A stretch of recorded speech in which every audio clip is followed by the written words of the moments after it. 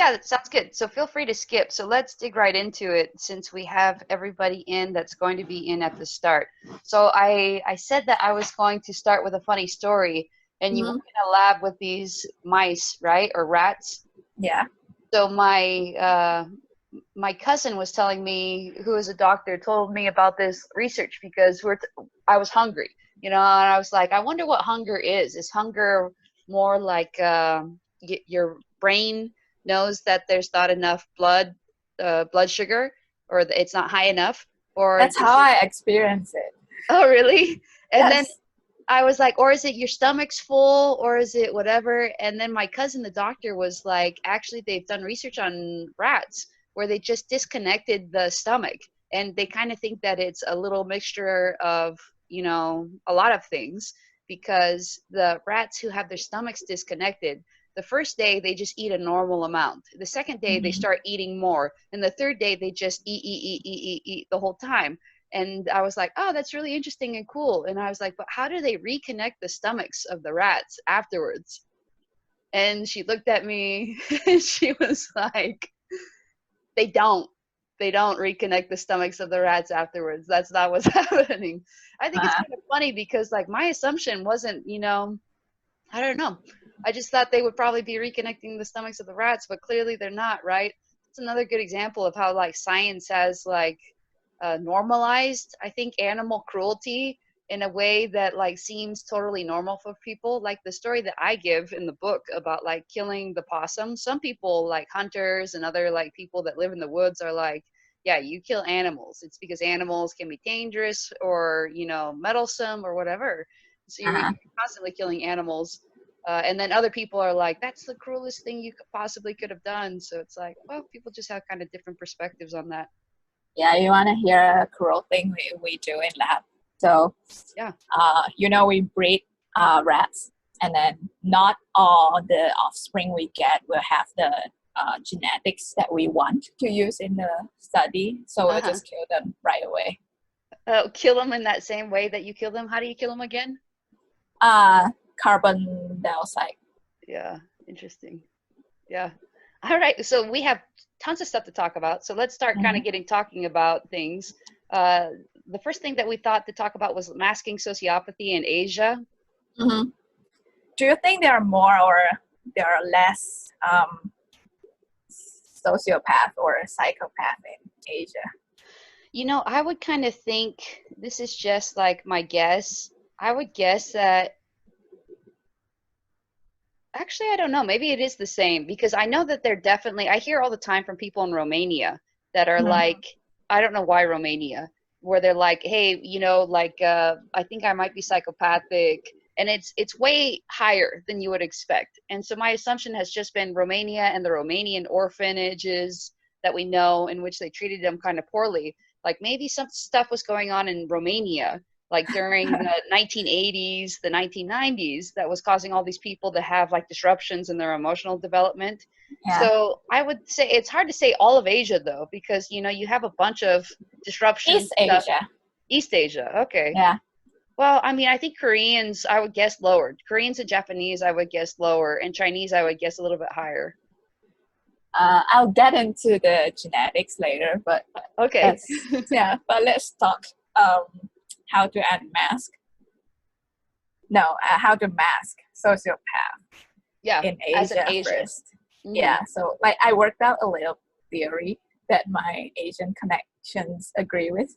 So I think there are three main reasons why it's harder to detect sociopath in Asian culture, and I'm talking about East Asian like from now on. Hmm. So I'll delve into each reason a little bit, but just as a preview, the first reason being sociopathy is not well conceptualized in Asian culture, Mm. and then second reason being due to the high social pressure for obedience and conformity. Asian culture have values and rules that are universal in a sense, and therefore very easy to learn and manipulate. Mm. That's Yeah. interesting because Arya is Midwestern, and her society actually is much more that way than mine is, even though both Americans or something. But she said something like, for instance, You cannot, if you're at somebody's house eating dinner, you cannot get more food unless they have invited you. Like, well, go ahead and have seconds. Unless they do that, then you can't do it. And she's like, you violate that all the time. I'm like, because I didn't know that was a rule. Like, what's the point? Yeah. We're just eating buffet style anyways. We just got this food takeout from Olive Garden, Yeah. like, why are we doing this? But it makes sense to me. So keep going. Yeah, and the third reason is emotional display is often seen as disgraceful in Asian culture. So the lack of it doesn't really raise a red flag. This is also interesting because do you ever watch Korean dramas, melodramas? Not that much, but I do know what the gist is about. Why? I'm only on my second one, and it's just because my family has been watching it so much. It's Crash Landing into You or something. Yeah. It's on Netflix. Yes. And I'm interested in the North Korea angle, right? But I noticed they have to put in like the love story, right? And there are times in which she's like crying and she's like, don't look at me, whatever. And rather than him being like, that's okay, I can see your face all messed up from crying, he like respects it. And he's like, all right, I will just hug you from behind. And that's considered like, you could tell that was like, wow, the writer's room when they were writing the drama was like, that's so perfect. But just little things like that where you can kind of tell like, that's like, even if you were like dating someone seriously or in love with somebody, you might not be expressing emotion the same way. Yeah, so I'll go into the first reason about why it's not well conceptualized in Asia. So language-wise, there's no equivalent term of sociopath and psychopath in Chinese, Japanese, Korean. So like in all these languages, sociopath is translated into anti-society individual, and psychopath is translated into mentally ill individual. Really? So, yes. So no one would even think to call you a psychopath because there's not even a word for it. Yeah. So I have a second little story about this, and it's that my Vietnamese friend says that there's not a word for blue in Vietnamese. She says that there's just green, and that if you're going to say blue, you have to say green like the ocean or green like the sky or something. And I think that's really interesting. You could look it up too. This is like kind of people have done studies about this, that like unless you're told that the sky is blue, that you think it's clear. You don't think that it's blue. So I think language actually does make a big difference in terms of like the way people conceptualize things. All right, keep going. Yeah, so like when I try to like come out to my mother, I had to give her a long-winded description of ASPD. Yeah. And then her response was, oh, it's like, I've been calling you cold-blooded and cunning since you were little. And then she actually thinks with my intelligence, those traits make me successful. So yes. Yeah, and then I myself and people around me had also attributed my differences to my intelligence, and they kind of interpreted my sociopathy as leadership qualities. Yeah, so when I asked them to describe me, they'll say, you're westernized, outspoken, practical, rational, ambitious, which is funny because I don't think my parents are anything like that, and I was not raised to be that way. Yes. Yeah, and then so like most sociopaths in East Asia simply got put in the category of people who don't conform unless they commit crimes. So interesting. So they're basically, have you heard the phrase type A personality? Yes. Yes. That's basically how they think of them. They're just like, this is just a type A person. They're just very on top of things, very good leader, very commanding. And that's fine, I guess, in the culture. Yeah. It's not like so much of a culture clash. That's what my sister-in-law said. Really? When I told her, I said, I discovered that I'm what you call a sociopath. And she said, no, you're not. You're just type A personality. Huh. That's interesting. Yeah. Because it's true. I mean, there was that book too, Kevin Dutton, Wisdom of Psychopaths or something, in which he's like, you can take this list and kind of look at it as like an ugly list, a list of ugly characteristics, or you could look at it as like a list of great characteristics. You know, just like a little bit of spin on the way that you describe things kind of makes it. That's what's so interesting, I think, about the psychopath. It's like it Mhm. really is kind of on the razor's edge of seeming like this horrible thing or like this awesome great thing. Like Yes. I get emails from both people being like, "Oh, you're disgusting," and also people being like, "I would love to be a psychopath. Is there any way to become a psychopath?" Sadly, no. I Yeah, don't think. I don't think so. It's too late. I mean, like maybe through like Zen Buddhism training or something. Yeah. Um, I can go into the second reason. Yeah. That was the universal rule thing. So I feel like as long as you know how to justify your deviant actions to align with the society's fundamental values and moral codes, you can get away with a lot of things, especially when you also provide great utility to the community.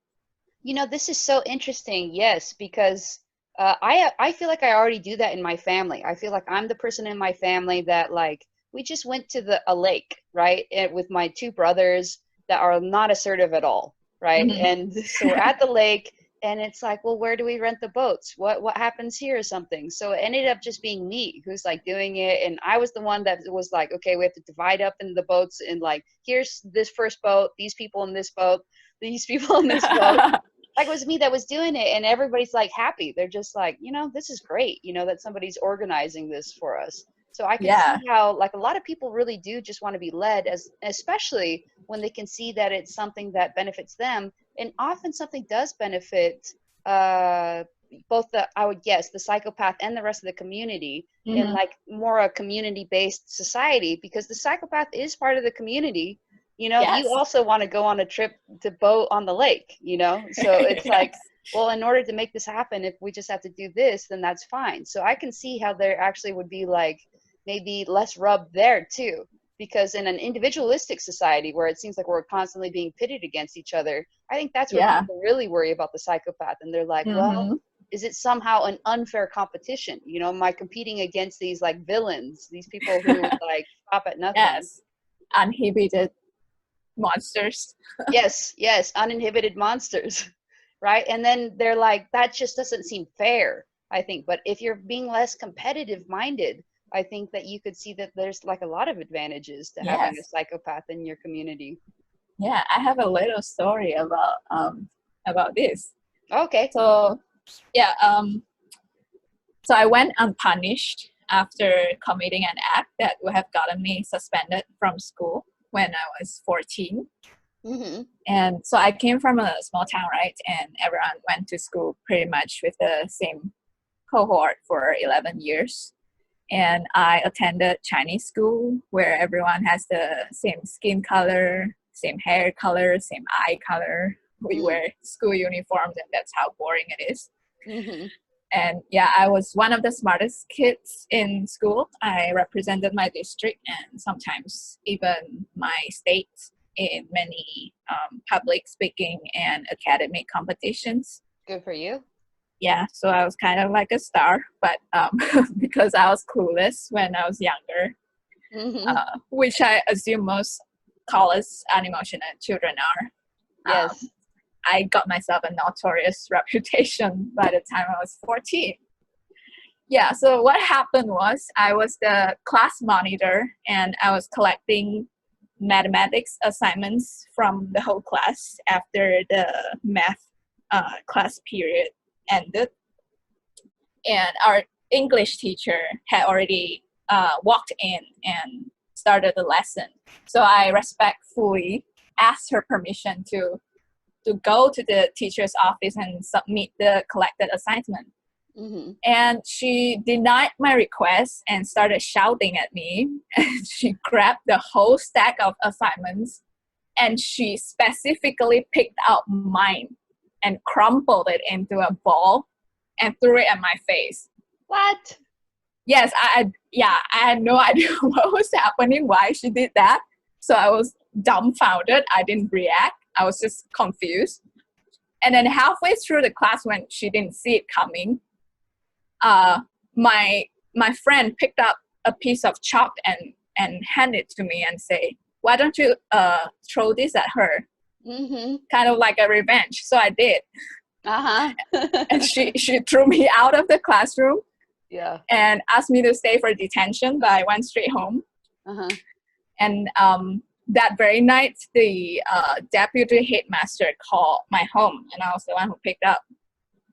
So, and I explained to him that about what happened, and then I said she's abusing her authority, and it's also disrespectful to our math teacher because she's waiting for me to bring those assignments in. I see. Yes, it's not about you; it's about the math teacher and the whole community of students. Yes, yeah. And then I said, like the whole school hated me, and I want to gain their approval by standing up to this teacher that everyone also hated.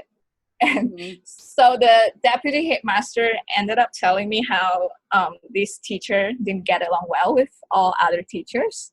Okay. And he said she had all this repressed rage because she's in her 40s and still unmarried. Wow. Surprised. Yeah, I was surprised that he said that. Yeah. It's very, very personal, but you can tell he's like frustrated, and he's like, on the one hand, you've thrown chalk at her. On the other hand, like, everybody hates her, so everybody's kind of happy you did it. Yes, and our school used to do this weekly assembly where all students and teachers would gather in the hall for public announcement. And it's also when they would publicly shame students who broke the school rules. But there was no mention of what I did. Wow. I was only asked to write a note to apologize. This is really interesting that they did public shaming. This Yes. is like, and we may have to like schedule you for another thing because we keep having all these interesting topics. But like, I was reading about the history of American law, right? And the history of American law used to be much more about the public shaming. And it used to be more community oriented. Like, so they would have like the stocks, like where they put their heads in their hands and like have to just be out in the public, in the stocks. They'd have the whipping posts. They used to do all the executions publicly. And they didn't have things like penitentiaries. You didn't go and just like rot in a prison cell for years. If you were in the jail, it was kind of only temporarily until you had your punishment. We got around to getting your punishment. And the idea was being, especially like when you're very community minded, which even the United States was in the colonial period, because if you only have 300 people that live in your colony, you need every single one of them in order for the colony to survive.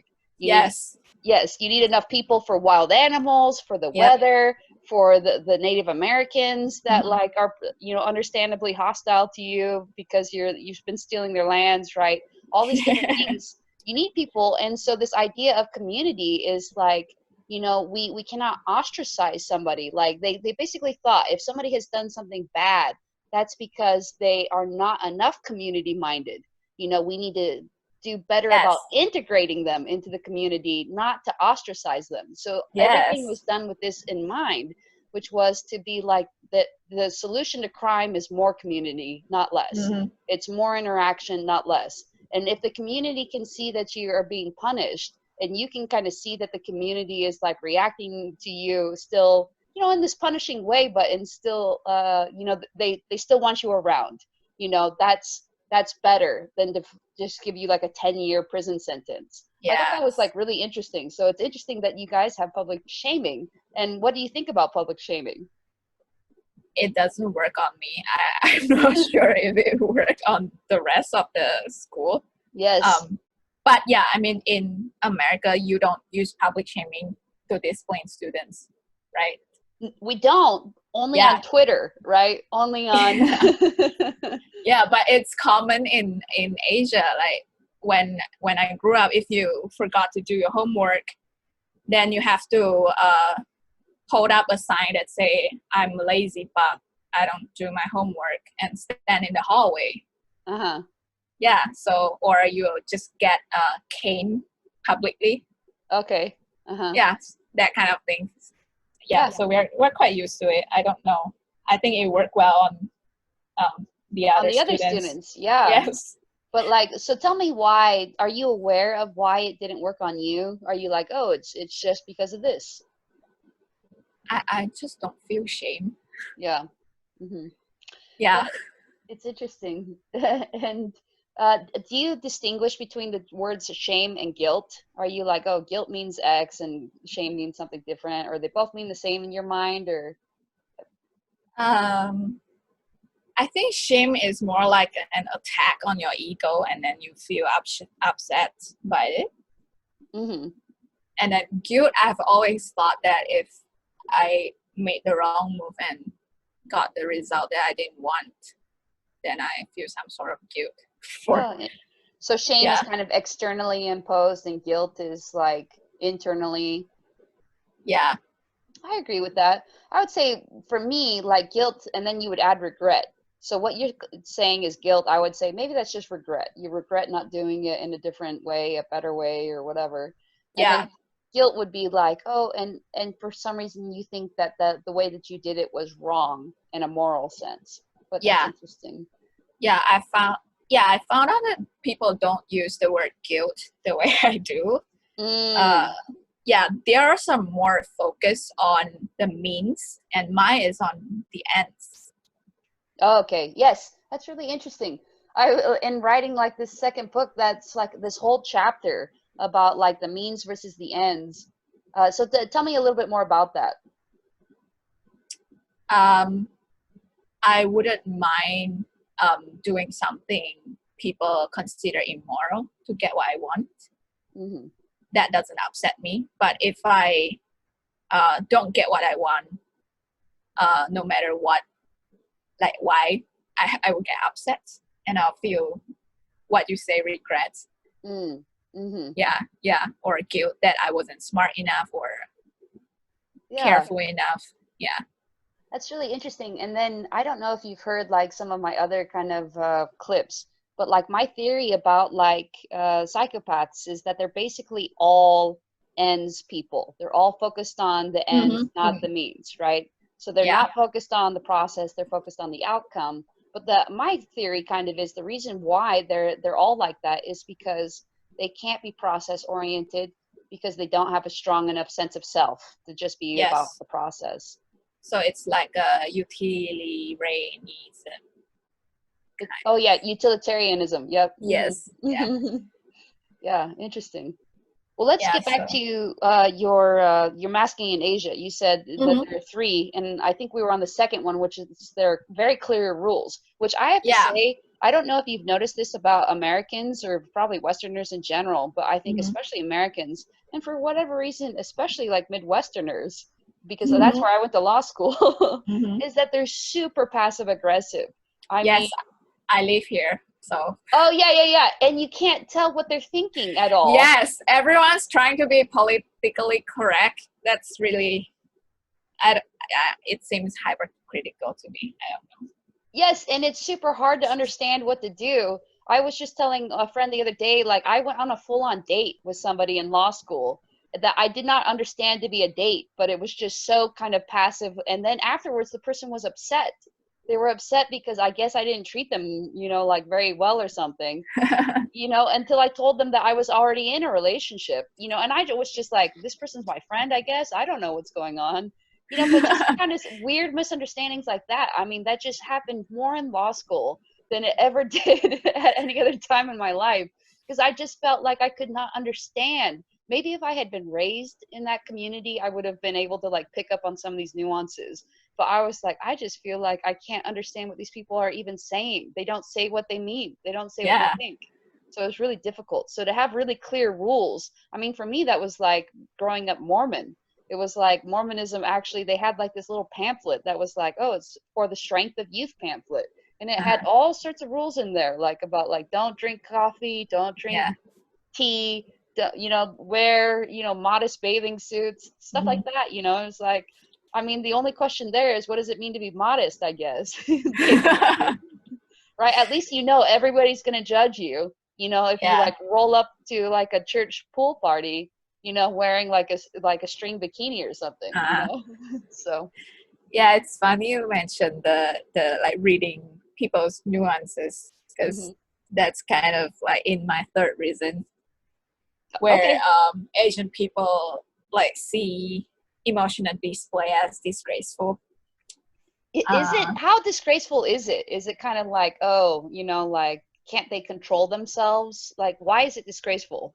okay, so sharing negative news or emotions is generally discouraged in East Mhm. Asia because you are creating work and burden for people on the receiving end, Oh, because they would feel obligated to give an appropriate empathetic response without crossing the line, and yes. that's a lot of work. So by doing that, you're we call ruining the atmosphere. Interesting. Yeah, and the most important concept for understanding Asian culture is the Japanese term kukio nomu, which translates to reading the air. Uh-huh. And the Korean language has an equivalent term, nunchi. The Chinese term is 察言观色, meaning observing speech patterns and facial expressions. Hmm. So that's kind of what you mean by like reading all these nuances. Like Asians prefer subtlety and they avoid showing emotional disposition towards most topics. So I feel that makes unmasking a sociopath difficult. Oh yeah, super difficult. And I can see why too. I actually like the Asian approach here because it kind of acknowledges something that I feel like Westerners and definitely Americans, you know, I can at Mm, least speak for them, seem to not acknowledge, which is that when you are being constantly emotional, you really are putting a burden on other people. And in mm, fact, I've like written a little bit about this and maybe talked a little bit about this, but I found that, like, you know, the psychopaths tend to be on one extreme of empathy, you know, mm, feel little to no empathy, at least effective empathy. And then there are other people, and it makes sense, it's a spectrum or whatever. There are other people that are on kind of the opposite extreme. mm, I sometimes call them like uber empaths, like, you know, super empaths, like they're mm. like extremely empathetic. And I actually find that I can be friends with those people very easily. In fact, much easier than the people that are kind of in the middle. And the reason being is that they empathize with even me. You know, they're like, Yes. oh, what would that feel like to be you? You know, I definitely can understand it. I see why you live the way that you do. And I'm like, Yeah. cool. And they like being friends with me because I'm just so emotionally silent all the time. Yeah. Yeah. Balance them out. Yes, yes, because it's like if you're just living in a world in which people are constantly emoting all the time and you're like that, you're very sensitive to emotions, then Yeah. it would be exhausting, right? They get Yeah. exhausted. And then to hang out with me is just like vacation, vacation time for them. Yeah. So Yeah. I think that's super interesting that there's that concept. You know, I wish Westerners were like a little bit more aware, because there's constantly this idea that it's like you can share your emotions whenever you want. And people are like, well, I'll share my emotions, but they're also critical about you. And it's like, well, I mean, no, you can't just be constantly critical about me, you know? Like there's a lot of sloppiness, emotional sloppiness going on, I think, in Western societies. And it's like, it really is an imposition, but people think totally, it's like there's a sense of entitlement. Like I'm Yes. allowed to just say whatever I Hmm. think whenever I think. And it's like, well, okay. But then it kind of creates problems or issues for other people. It does. You know, that's just like Hmm. the facts of it. Yeah. Yeah. I think people in Asia are expected to think collectively and to understand situations without the need for explanation. Hmm. And also, people are expected to behave based on their assigned roles in the community. Hmm. So, Yeah. like the structure of boundaries is very universal and clear cut throughout probably the whole East Asia, Oof, which I that's think, awesome. yeah, it's very helpful in managing sociopath. Yes, yes, I think too, because this is what I think we mentioned this our first call too. When there are very clear boundaries, psychopathic relationships flourish. Like I think a Mm, psychopath in a relationship needs those firm boundaries. Otherwise, you know, they're going to accidentally kind of like, you know, do things that are hurtful, harmful to their partner, I believe. So if you already have like these very explicit boundaries, you know, it's kind of like my friend who got married. she finally told her husband, like, look, I don't want you to brush your teeth in front of me. You know, you can just go in the bathroom and shut the door. You know, she just didn't want to see him brushing his teeth.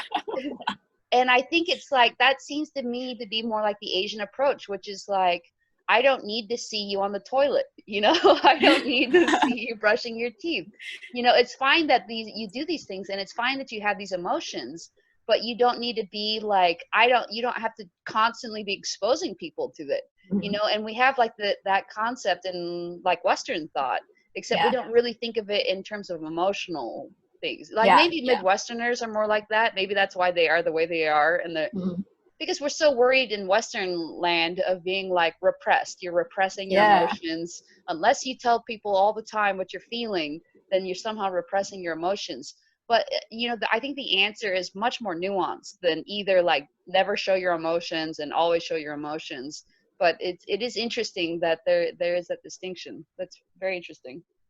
Yeah, and then Asians are also conditioned to maintain a facade of tolerance and inclusivity. So even if they sense a disconnect, they usually would not confront you.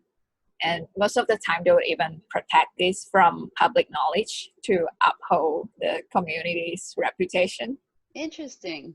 Yeah, like especially within a family. Mm. And the perfect example is my parents. Okay. So my father is an abusive alcoholic narcissist, right? And he has moved out 5 years ago. But no one among our relatives, no one in our neighborhood, no one from church know any of it. Mm. Yes, so it's easy to mask assholes, I guess.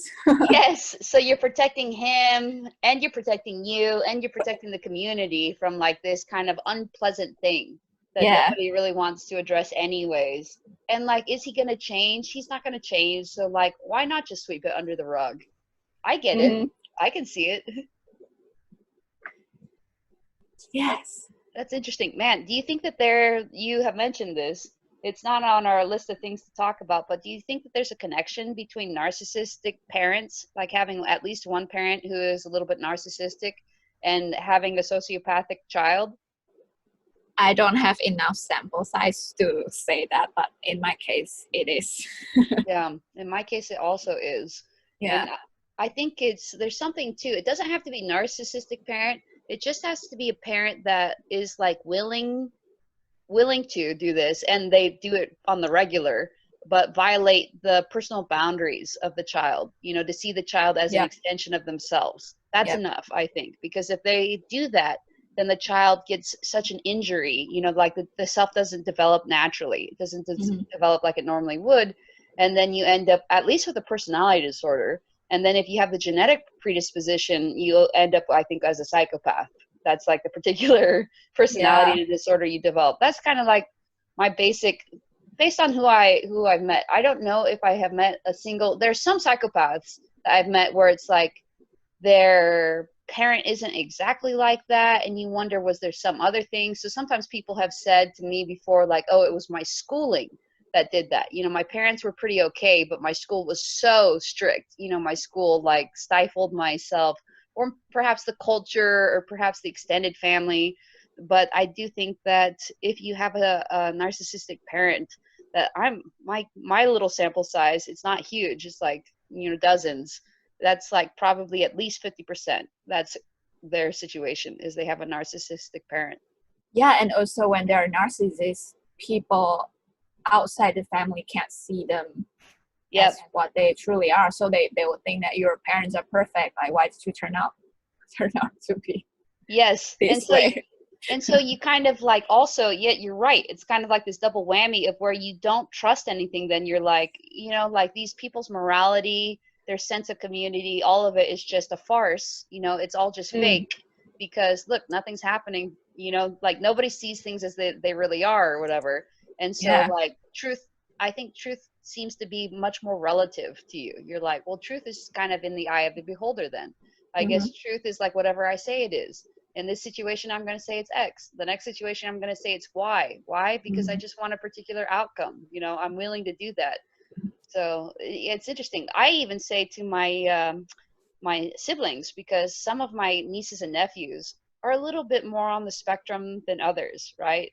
And one of them in particular is like a little bit more extreme. And I always have to say, you know, like we have to be very careful with her, because we need to help her understand that truth is a good thing, you know, to value these things, to like be very respectful to her so she learns to value respect, to be very truthful to her so she learns to value truth, and to be very loving to her so she learns to value love.